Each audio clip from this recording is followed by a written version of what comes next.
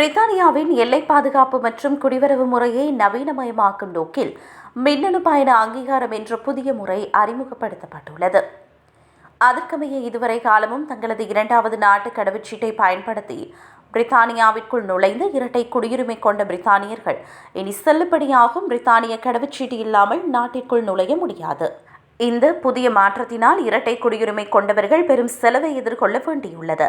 ஒரு பெரியவர் தனது பிரித்தானிய கடவுச்சீட்டை புதுப்பிக்க சுமார் 100 பவுண்ட் செலவிட வேண்டும், அல்லது தங்களது கடவுச்சீட்டு அல்லது தங்களது இரண்டாவது நாட்டு கடவுச்சீட்டில் இணைக்கப்படும் தகுதி சான்றிதழை பெற 589 பவுண்ட் செலுத்த வேண்டும்.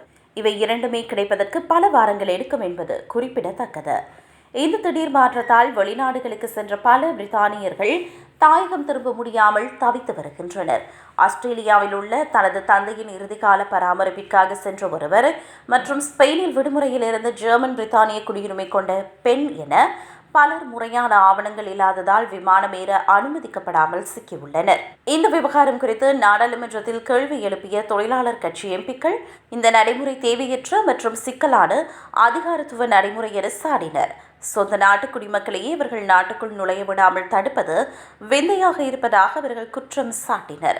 இந்த சூழலை 2018 பெரும் சர்ச்சையை ஏற்படுத்திய விண்டர்ஸ் ஊழலுடன் எம்பிக்கள் ஒப்பிட்டுள்ளனர்.